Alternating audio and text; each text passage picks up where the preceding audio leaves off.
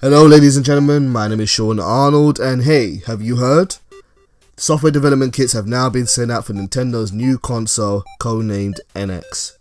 People are starting to speculate that it could be as soon as next year that Nintendo will decide to release or unveil their new console, seeing as the Wii U has been, for the most part, a big disappointment.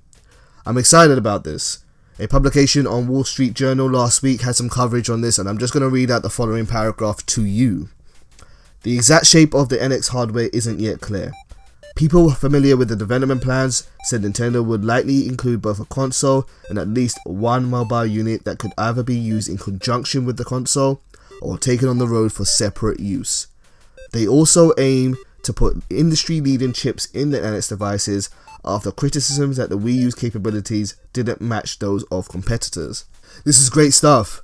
I'm glad to hear that Nintendo are looking to move back into the competitive race after their leading position in both the home and portable console markets has, for the most part, been strongly challenged by other competitors. So I wanted to try something different today, and I'm going to be making a list of the things which I want to see from the new console.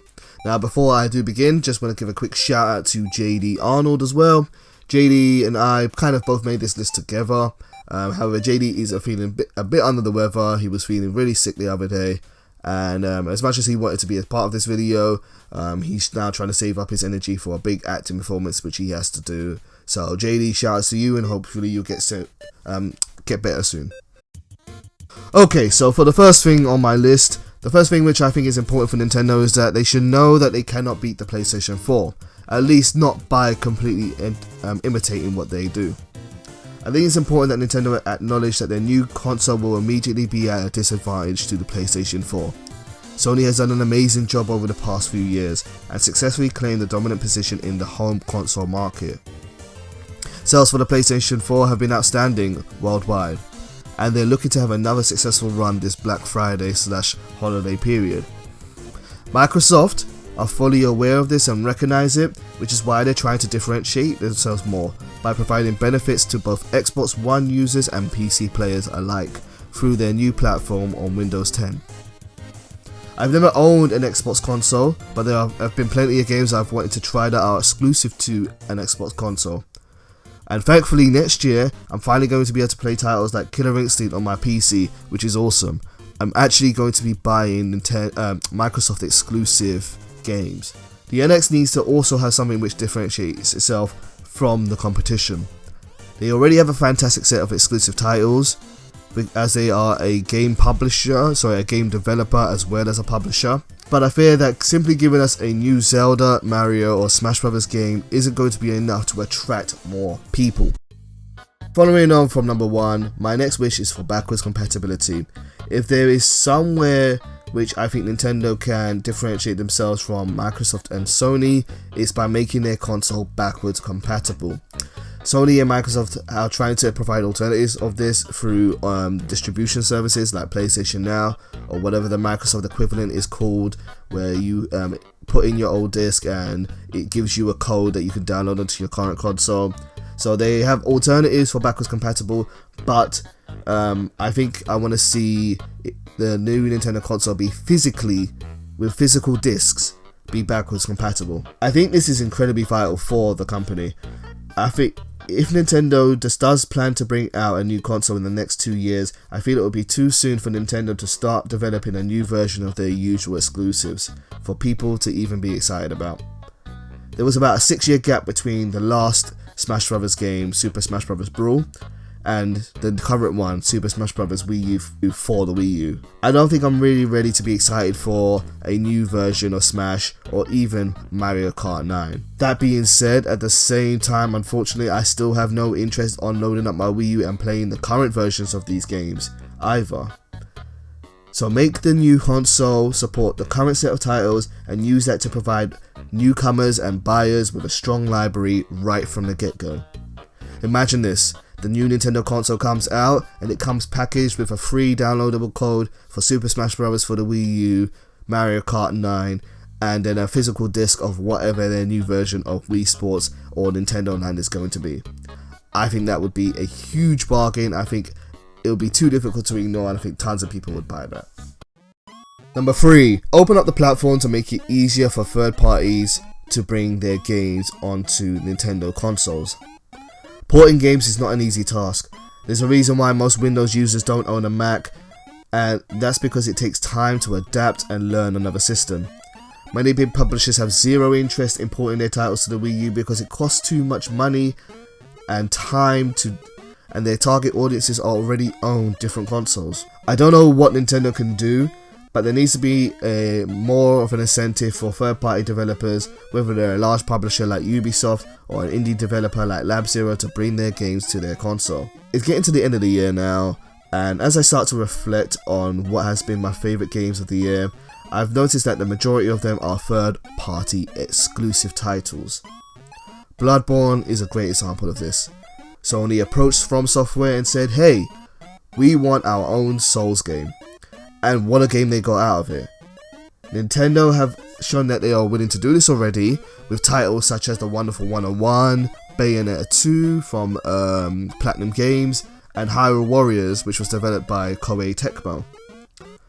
I think there is more room for this type of collaboration, and I think it would be really great for Nintendo to do so, even if they were willing to kind of let other publishers use their IPs like Mario, Metroid, or Star Fox even. But I would love to see Nintendo do the same with smaller companies as well. Take Arrowhead for example. Sony saw what they were doing with Magica, hired them to make a new IP, Helldivers, as a PlayStation 4 exclusive, and now on a PlayStation 4 you can buy both Helldivers and Magica 2. It's great stuff. Number 4 is support content creators like myself. I know I'm biased for saying this because I make YouTube videos and I'm a YouTuber, but it honestly makes such a large difference in my opinion. One of the things I love about the PlayStation 4 is that it supports my desire to make videos and content for others to interact with. Not many people realize this, but anyone who buys a PlayStation 4 is given everything they need to start their own content, their own YouTube channel, and make things such as Let's Plays, gameplay highlights, or even do Twitch streams right from their console. And it's all there right out the box. They even give you a microphone for it. The share button is an amazing feature. If I'm just playing a game and I want to show off something fun that I found, I just click a button and it uploads to the internet for me. It works, and it works really, really well. In fact, I almost think it sometimes works better than my dedicated hardware which I've bought for my hobby. And on top of it, it's all free. It's all part of the console. You don't have to do anything else or pay for any kind of special feature in order to be doing so, besides PlayStation Plus, of course. Because it feels like Sony allow and support people to make content like this, it makes me want to play their games even more. If you would have asked me last year what type of games I would be making for my YouTube channel this year, I would not have come anywhere near as close to guessing that it would be Dragon Ball, Helldivers, and Yu-Gi-Oh! Especially Yu-Gi-Oh! Man, I can't believe I'm playing Yu-Gi-Oh! Again. That's the big shocker for me there.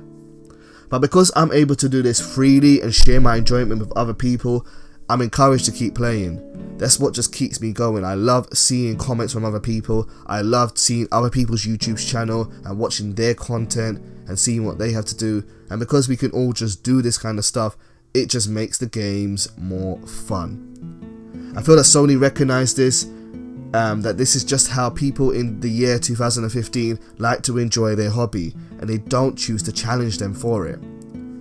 Nintendo slowly seems to be catching on to the idea of this, but I think it's going way too slow for them.